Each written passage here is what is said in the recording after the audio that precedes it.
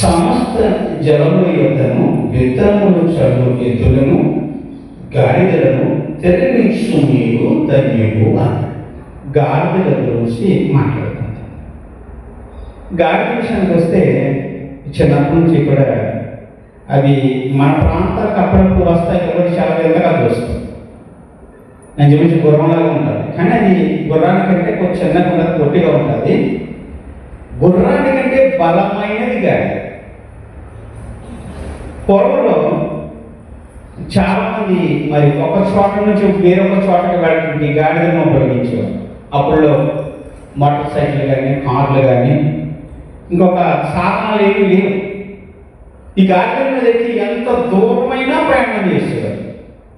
ఈ గాడిదకి అదుపు అనేది ఉంటుంది. యేసు ప్రభువు వారు పుట్టిన కొత్త దినాల్లో దేవదూత మరి యేసేపు మరియమ్మలకు చెప్పినప్పుడు ఈ కుమారుని చంపడానికి దుష్టుడు అక్కడ బయలుదేరాడు కాబట్టి నుంచి పారిపోమన్నప్పుడు ఆ గాడిద మీద మరియమ్మను ఎక్కించుకుని ఎక్కడికి వెళ్ళిపోయారండి? ఐగుప్తు దేశం మీద, ఒక దేశం నుంచి వేరొక దేశం అంటే ఈజిప్ట్ కంట్రీకి వెళ్ళిపోయారు.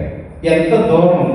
800 కిలోమీటర్లు అది నడిచిందో ఒక స్త్రీని ఎక్కించుకుని, యేసు ప్రభువాన్ని ఎక్కించుకుని. ఎంత దూరం నడిచిందంటే ఎంత సహనం, ఓపిక. మనమైతే అంత దూరం నడవలేమేమో. యేసు ప్రభువాన్ని ఇంత కొంచెం శ్రమ వస్తే మనం అంత దూరం నడలేమేమో. ఆ సేవ నుంచి డ్రాప్ అయిపోతాం. నాకు ఎందుకు వచ్చిన సేవ అనుకుంటాం, విసుక్కుంటాం. ఇది నేను చెయ్యాలా అనుకుంటాం, ఇదంతా నేను మెడ చుట్టుకున్నాను అని అనుకుంటాం. కానీ గాడిద అలాగ అనుకోలేదు. మరియమ్మ యేసు ప్రభువాన్ని ఎక్కించుకుని ఎక్కడికంటే ఇజ్రాయేల్ దేశం నుంచి ఐగుప్తు దేశం నడుచుకుంటూ వెళ్ళిందట. గాడికి ఎంత సహనం, ఓపిక ఆలోచించారు. అలాగే మా చిన్నప్పుడు ఒక చోట నేను చదువుకుంటున్నప్పుడు పండగ సమయాల్లో కొంతమంది వస్తూ ఉంటారు, గాడిదలు తీసుకుని వస్తూ ఉంటారు. నాతో చదువుకునే పిల్లలు ఎవరైతే ఉన్నారో వాళ్ళు మేము కలిపి ఆ గాడిద మీద ఎక్కాలని చాలా ప్రయత్నం చేసి దాని మీద అలాగా వీటి మీదకి ఎక్కపోయేసరికి అది ఎదరికి వెళ్ళిపోయేది. మళ్ళీ దాన్ని మెల్లిగా లాక్కొచ్చి ఆ మెట్ల పక్కన నిలబెట్టి దాని మీద ఎక్కడానికి చాలా ప్రయత్నం చేశాం. అలా చేయగా ఒక కుర్రోడు ఎక్కినప్పుడు వాడిని కింద పడేసింది. ఇంకొకటి రెండో వాడిని వెనకాల నుంచి చెప్తే బాగుంటుంది కదా అని వెనకాల నుంచి వెళ్ళేసరికి ఒక్క తల్లు తగ్గిందండి, మొహంతో వాసిపోయింది. నిజంగా గాడిద తండ్రి చాలా బలంగా ఉంటుంది. ఆ గాడిద శక్తి చాలా అమోఘం, అద్భుతం. ఆ రజకుల దగ్గర పూర్వం గాడిదలు ఉండేవి. దాని ఇంటి మీద ఇన్ని బట్టలు, మాసిపోయిన బట్టలు దాని ఇంటి మీద పాడేసి నడి దాన్ని అంతా కోరుకుంటూ వెళ్ళి ఆ చేతుల దగ్గర పెట్టి వాటిని అక్కడ కట్టేసి గడ్డి పడేస్తుంది. తింటా ఉంటే ఇలాగ ఈ బట్టలను తిని మన తడి బట్టలన్నీ కూడా దాని ఇంటి మీద పడేస్తారు. ఎంత కోరుకుంటుంది ఆలోచించి. గాడిద సాగిరి దీన్ని అంటారు చాలా మంది, గాడిద సాగిరి చేస్తున్నావా అంటుంటారు. ఈ గాడిద అంత సహనం, ఓపిక ఇంక ఏ జంతువుకి లేదో అంత భయంకరమైన సహనం పట్టేటువంటి గాడిద గురించి దేవుడు మాట్లాడుతుంది. జలములు సమస్త జలముల యొద్దను విత్తనములు చొరు ఎద్దులను గాడిదలను తిరగనిచ్చు మీరు ధన్యులు. సమస్త జనాల దగ్గర విత్తనాలు విత్తేటువంటి ఎద్దులను గాడిదలను తిరగనిచ్చే మీరు ధన్యులు. ఎంత చక్కటి మాట ఆలోచించారు. ఈ గాడిద సహనమే కాదండి, దెబ్బ కూడా తింటారు. ఆలోచించాను. అవును కదండి. గతంలో ఒక ప్రవక్త గారు ఉన్నారంటే బిలాం, దేవుని ప్రవక్త, దేవుని చేత ఎంచబడిన వాడు. ఈ గురించి బిలాం గారు ఏం చేస్తారంటే గాడిదనికి ఎక్కడికి ఇజ్రాయేల్ ప్రజలందరినీ సృష్టించడానికి వెళ్తున్నాను. దేవుడు ఏం చెప్పాడు? ఓ బిలాము, నేను ఏర్పాటు చేసుకున్న జనాంగం, వారు పరిశుద్ధపరచబడిన జనాంగం, నేను ఎన్నుకున్న జనాంగం, వారి దగ్గర పోకు బిలాము అని ప్రవక్తతో దేవుడు చెప్పాడు. ప్రవక్త అంటే జ్ఞానము కలిగిన వాడు, సాక్షాత్తు దేవుడితో మాట్లాడే ఒక వ్యక్తి. ఈ వ్యక్తికి ఏమైందంటే జ్ఞానం కరువైపోయాడు. మనం ఎంత జ్ఞానవంతమైనప్పటికీ కూడా, ఎంత గొప్పవారమైనప్పటికీ కూడా కొన్నిసార్లు త్రోవ తప్పినప్పుడు మన పరిస్థితి చాలా అన్యాయంగా ఉంటుంది. ఈ వ్యక్తి వెళ్తుంటే దేవుడు చెప్పి వెళ్ళొద్దు బిలాము అన్నాడు. సరే వెళ్ళదు ప్రభు అన్నాడు. రెండోసారి కూడా మరి వెళ్ళడానికి ప్రయత్నం చేసినప్పుడు తన గాడిద వీపు మీదకి కూర్చుని అతను ప్రయాణం చేస్తూ ఉన్నాడు. ఎందుకంటే బిలాము గారు గాడిద తన వాహనంగా వాడుకుంటున్నాడు. దానికి పెట్రోల్ అవసరం లేదు. ఒక చేతిలో బెత్తము అలాగే తింటారు కదా గడ్డి, తాగించిన నీళ్లు అయితే ఆ గడ్డి తిని ఆ నీళ్లు తాగి ఆ గాడిద సైకిల్ దగ్గర చేస్తూ ఉంటారు. ఒక చోటకు వచ్చేసరికి ఆ ద్రాక్ష తోట ప్రాంతానికి వచ్చేసరికి గోడను రాసేసి బిలాము గారి కింద పడేసి అక్కడే సర్కిల్ పడిపోయింది. ఎవరైనా గాడిద సర్కిల్ పడిపోతే ఇక బిలాము గారి కోపం వచ్చేసి తన చేతులు ఉన్న కర్రకి చెదగొట్టేసాడు. చెదగొట్టేసాడు.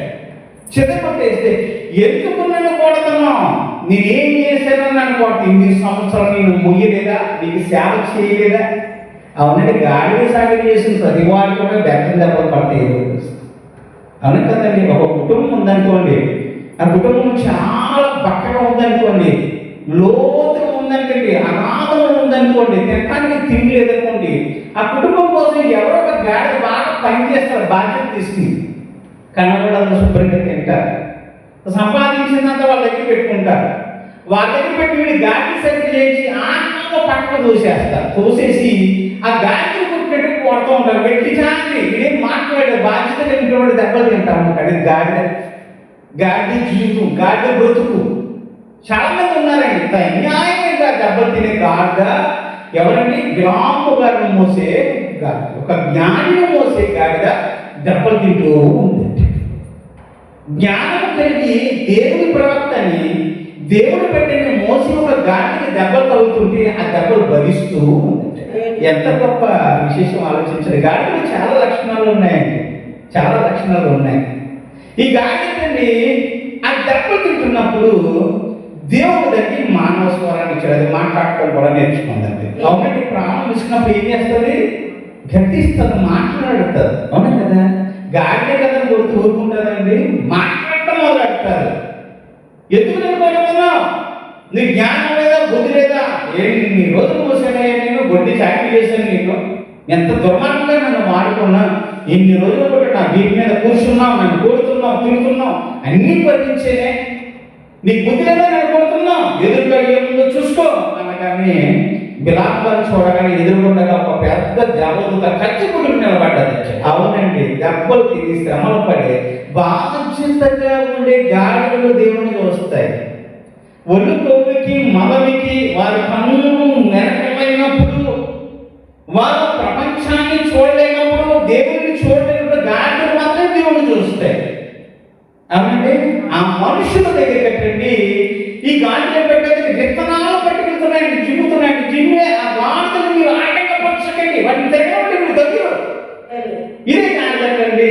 ఎంత గొడ్డి చాకరీ చేసినప్పటికీ కూడా బిలాము గారితో మాట్లాడినప్పుడు గాడిద గాడిద గాడిదని హేళన చేసిన బిలాము గారు గాడిద మాట్లాడి స్పందన అయిపోయింది. ఇది ఈ గాడిద నాకు బుద్ధి చెప్తుంది ఏంటి? నేను ప్రవక్తనే, నేను గొప్పనే, నేను చాలా పెద్ద ఉన్నతమైనటువంటి ధర్మశాస్త్రం తెలిసే, దేవుడి గురించి తెలిసే అని కూడా ఈ ధర్మశాస్త్రం ఉపదేశించుకునేటువంటి ఈ బిలాము గారిని చూసి గాడిద మాట్లాడుతుంది సిగ్గుపెట్ట మొదలుపెట్టాడు. గాడిదతో మాట్లాడుతుంది ఏంటి?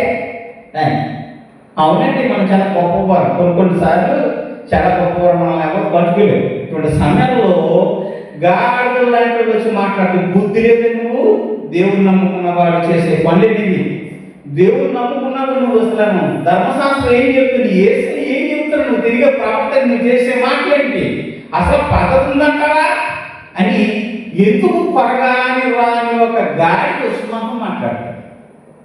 సిగ్గు తెచ్చుకోవాలి. మన గాడి చేత కూడా చెప్పించుకునే హీనస్థితికి తెచ్చేపోతాం. దేవిస్తారు గాడిద కంటే బిలాము గారితో మాట్లాడుతున్నారు.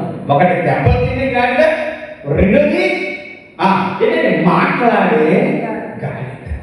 ఎంత దూరమైన సహనంతో నడిచే గాడిద. దాని కళ్ళు పెరగదు, దాని ప్రయాణంలో ముందు కొనసాగిపోతుంటుంది. ఎన్ని ఇబ్బందులు వచ్చినా, ఎన్ని ఇరుకులు వచ్చినా అది ఆటలు సైతం మర్చిపోయి అనుకున్న గమ్యస్థానంగా దాన్ని యజమానుడు చేసే గాడిద. ఆలోచించండి. ఈ గాడిద ఇంకా కొన్ని చోట్ల కట్టుబడి పడుతుంది. యేసు ప్రభువు వారు తన శిష్యులు పిలిచారు. యెరూషలేమును సమీపించి బేతనియ గ్రామానికి వచ్చి శిష్యులు పిలిచాడు. ఆ పక్కనున్న గ్రామం చూసారా? ఆ గ్రామంలోకి మీరు వెళ్ళండి, అక్కడ గాడి కట్టివేయబడి ఉంటుంది.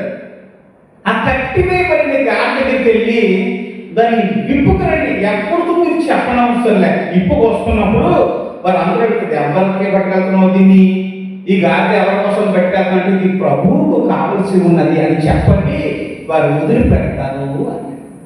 ఈ గాడి ఎక్కడ కట్టబడ్డది? పక్క ఊరు కట్టబడ్డారు. ఎక్కడ? ఒక ఇంటి పక్కన ఒక గొంజ వచ్చి గొంజకి దీని కాలు మెడక కాలు కట్టేసి ఎక్కడికి వెళ్ళట్లేదు. అందుకే స్వేచ్ఛ లేదండి, స్వేచ్ఛ స్వతంత్రం లేవు. గాడికి అవసరం చెప్పాలి దానికి ఏదో పని చేయించుకోవటమే, అవసరం చెప్పాలి ఏదో ఒకటి చేయట్లేదు తప్ప. కానీ స్వేచ్ఛ స్వతంత్రాలు లేనటువంటి గాడిద. ఈ గాడి కట్టబడేది ఒక ఇంటి పక్కన కట్టబడ్డారు. రకాలుగా అనేక చోట్ల అనేక ప్రాంతాల్లో కట్టబడిన వ్యక్తులకు విశ్రాంతి లేనప్పుడు, విడుదల లేనప్పుడు యేసు ప్రభు వారి అంటే ఆ శిష్యుల వైపు వెళ్ళే గాడిదను విప్పుకుని అడిగి ప్రభుకి కావలసి ఉంది. ఈ గాడిద అంటే ఎక్కడ తీసుకొచ్చారు? సరాసరి యేసు ప్రభు దగ్గర తీసుకొస్తే ఈ కట్టబడిన గాడిద మీద ఎవరు ఎక్కడికి కదా గాడిద మీద, ఆ గాడిద మీద వస్త్రాలు వేశారు.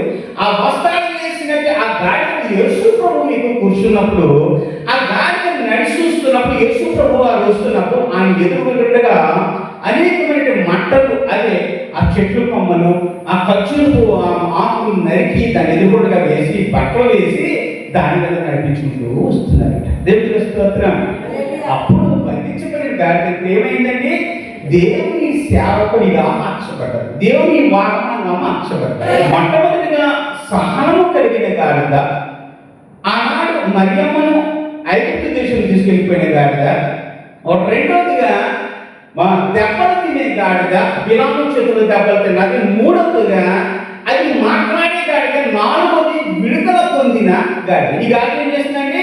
యేసు ప్రభు వారికి వాహనముగా మార్చబడ్డారు. ఒక సమయంలో దావీదు గారి సౌలు చేతుల నుంచి తప్పించుకుని పారిపోయి అరణ్య ప్రాంతాల్లో తిరుగుతుందంటే, ఈ అరణ్య ప్రాంతాల్లో తినడానికి తిండి ఎక్కడ వస్తుంది?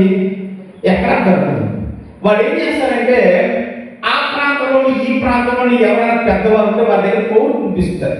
పలానా ఆయన ఉన్నాడు, మరి రాజు ఉన్నాడు, కొంచెం భోజనం పంపించని అని అర్థిస్తారు.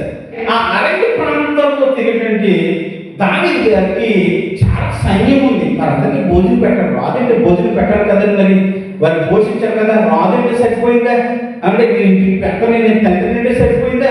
పిల్లలకు కూలి పెట్టాలి, పిల్లలకు మంచి వస్త్రాలు పెట్టాలి, పిల్లలకు ఉద్యోగం చెప్పించాలి, అంతే కదండి. బాధ్యతగా వ్యవహరించాలి. చాలా మంది ఉంటారు అలాగా. పిల్లలు రోడ్డు వేసేవారు, అన్నం పెట్టకుండా రోడ్డు విడిచేటట్టు, సరైన వస్త్రాలు లేకుండా సరే మనం తిని తాగి గొంతులేసి చాలు అంటే తల్లిదండ్రులు చాలా మంది ఉంటారు. రాజు అంటే బాధ్యత కలిగిన వాడు, రాజు అంటే తండ్రి అని అర్థం. ఈ తండ్రి పాత్రలో ఉన్నట్టు దావీదు గారు తన సైన్యం ఎంత కమ్మ పెట్టాలి కదా. అది ఒక ప్రాంతంలో నాబాలు అనే ఒక వ్యక్తి ఉన్నాడు. ఆ వ్యక్తి దగ్గరికి వెళ్ళి, మీ దాసు మీ యజమానుడు మరి ఇలాగా శ్రమలో ఉన్నాడు కాబట్టి రాత్రనగా పగలనగా నీ గొర్రెల మందలన్నిటినీ కూడా కాపలాగా ఉన్న మా సైన్యానికి కొంచెం అన్నం పెట్టమని, నీకు ఇష్టమైన ఏదో ఇవ్వమని కౌలు వచ్చాడు. నాబాలు ఎవరు తెలుసంటే వాడెవరో నాకే తెలుసు, నా యజమానుడు సౌలు, వీడితో నాకు సంబంధం లేదు అని అన్నప్పుడు ఈ మాట వినగానే దావీదు కోపం వచ్చి, ఏదేమైనా సరే నా భార్య కుటుంబంలో ఎవరిని చూస్తున్నాయని అతను బయటకు వస్తుంటే ఇలాగ నాబాలు గారి భార్య అబిగయీలు గారు గార్ధభావం తీసుకుని, గార్ధం అంటే ఏంటంటే గార్ధభావం అంటే గడ్డను తీసుకొచ్చి అందుకు అబిగయీలు నాబాలుతో ఏమీ చెప్పక చోరపడి 200 రొట్టెలను 2 ద్రాక్షరస దిక్కులను వండిన 5 గొర్రెల మాంసమును 5 మానికల వేచిన ధాన్యమును 3 ద్రాక్ష గిన్నెలను 200 అంచుల పాటలను గాఢగూడ మీద వేసి ఏం ఎక్కడ పంపించిందండి? ఎక్కడ పంపించింది? దావీదు గారి దగ్గరికి అరణ్య ప్రాంతానికి పంపించింది. ఇప్పుడు గాలి ఏం మోసే ఆహార పదార్థాలు మోస్తాయి. అంతేకాదు, 7 రకాలైన గాడిద లక్షణాలు. ఒకరి శ్రమను అనుభవిస్తుంది, ఎంత దూరం నడుస్తుంది, దెబ్బలు తింటుంది, మాట్లాడుతుంది, ఇప్పటికీ చూపించి వీళ్ళు దేవుడికి వాహనంగా మార్చబడుతుంది. ఏం చేస్తారంటే మళ్ళీ ఆహార పదార్థాలు మోసుకొని అనేక మందికి సేవ చేసే గాడిద కూడా ఇక్కడ అసలు విషయానికి వద్దాం. యెషయా 32:20 సమస్తమైన జలముల యొద్దకు విత్తనములను చదువు ఎద్దులను గాడిదలను తిరగనీయుడి. ఈ గాడిదలు ఎవరు? దేవుని సేవకులే. ఎందుకంటే ఆ గాడిద ఏం చేస్తున్నారు? యేసు ప్రభువారిని ఎక్కించుకుని నడుస్తూ ఉందంటే యేసు ప్రభువారు ఎవరు? ఆదియందు ఎవరది? యోహాను సువార్త మొట్టమొదటి అధ్యాయం చదవండి. యోహాను సువార్త మొట్టమొదటి అధ్యాయం చదవాలి. ఆదియందు వాక్యం ఉండేది, ఆ వాక్యము దేవుని వద్ద ఉండేది, వాక్యమే దేవుడై ఉండేది. దేవుడికి స్తోత్రం. ఆ వాక్యం ఎవరంటే మన కృపా సత్య సంపూర్ణుడైన యేసు ప్రభువు. ఎక్కడైనా ఆదియందు దేవుని వద్ద ఉన్నాడట. ఎవరైనా? యేసు ప్రభువు. వాక్యం అంటే ఏంటి? మాట. ఏమాట?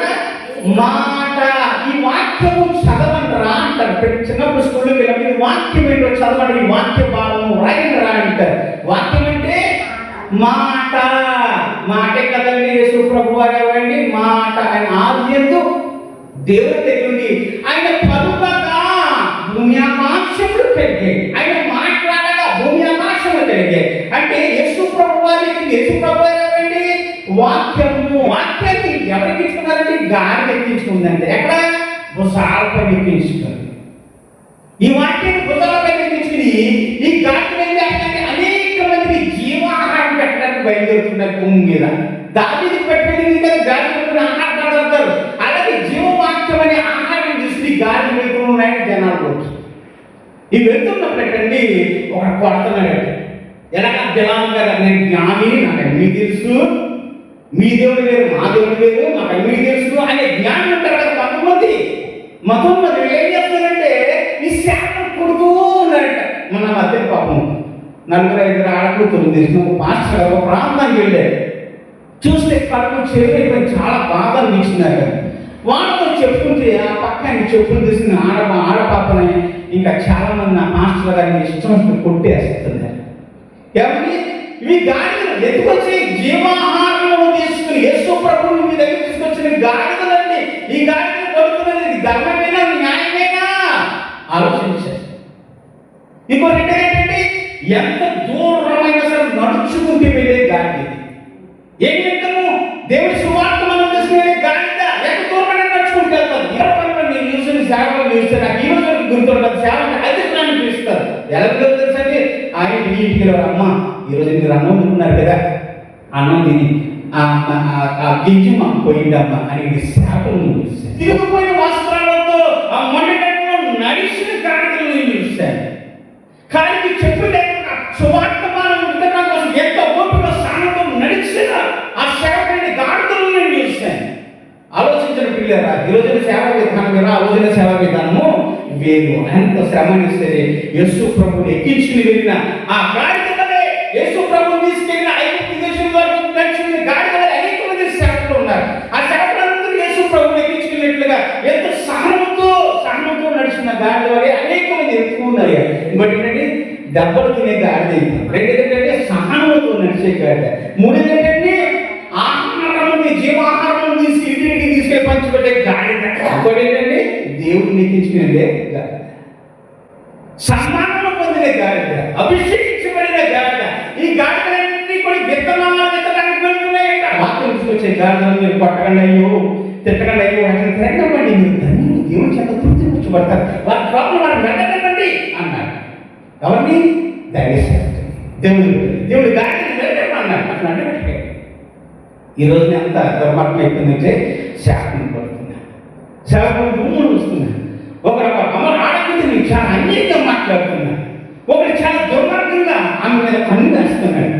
ఒక దైవ సేవకుడు అయితే ఆ చేతుల్లో బైబిల్ లాగేస్తాడు, సాక్షి లాగేస్తాడు, కింద పడేస్తాడు, కొట్టేస్తున్నాడు.